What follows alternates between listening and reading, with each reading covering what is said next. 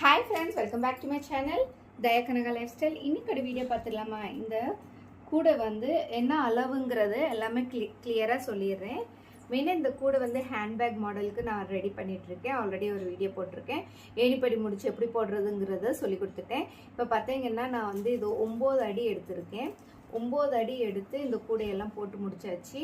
இந்த ஹைட்டு வந்து பார்த்தீங்கன்னா 28 லைனும் ஒரு லைன் எக்ஸ்ட்ரா 29 லைன் போட்டு இப்படி மடக்கிறதுக்கு ஒரு எக்ஸ்ட்ரா லைன் போட்டு முடிச்சாச்சு. இப்போ இந்த ஃபினிஷிங் எப்படி பண்ணுறதுங்கிறது தான் இந்த வீடியோவில் காட்ட போகிறேன். மெயினாக இப்போ பார்த்தீங்கன்னா இதுதான் வந்து ரன்னிங் வயர் இங்கே இருக்குது. இப்போ இது முடிக்க போகிறேன். எப்படி முடிக்கிறதுங்கிறது தான் இந்த வீடியோவில் உங்ககிட்ட நான் ஷேர் பண்ண போகிறேன். மெயினாக நிறைய பேர் வந்து இந்த ஹேண்ட்பேக்குக்கு அளவு தெரிய மாட்டேங்குது அப்படின்னு நிறைய பேர் கேட்டீங்க. இந்த ஹேண்ட்பேக் வந்து நான் 9 அடி எடுத்திருக்கேன். 9 அடி எடுத்து இந்த அளவுக்கு வந்திருக்கு. பார்த்தீங்கன்னா உங்களுக்கே தெரியும், 9 அடி எடுத்து இப்போ இந்த அளவுக்கு மிச்சம் இருக்குது. நமக்கு சொருகிறது கரெக்டாக தான் இருக்கும். நீங்கள் 8 அடி எடுத்தீங்கன்னா கரெக்டாக இந்த அளவுக்கு தான் மிச்சமாகும். இது நீங்கள் சொருக முடியாது, அதனால் 9 அடியே எடுத்துக்கோங்க, பரவாயில்ல. எடுத்து அந்த வயரெல்லாம் உள்ளே சொருகும்போது நமக்கு இந்த இது வந்து ஸ்டிஃப் பண்ணிக்கும். ஓகே ஃப்ரெண்ட்ஸ், இப்போ பார்த்தீங்கன்னா இந்த வந்து ஏணிப்படி போட்டு முடிச்சிடலாம்.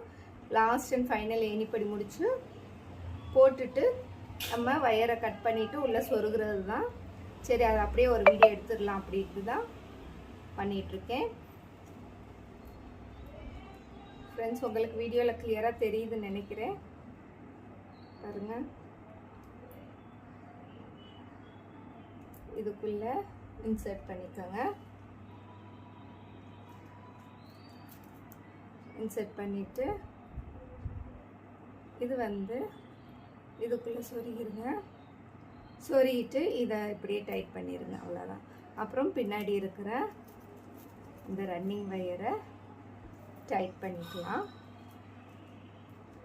அப்புறம் எக்ஸ்ட்ரா இருக்கிற கொஞ்சம் கட் பண்ணி எடுத்துடலாம். கட் பண்ணி எடுத்துட்டிங்கன்னா சொருகிறதுக்கு நமக்கு ஈஸியாக இருக்கும், அவ்வளோதான்.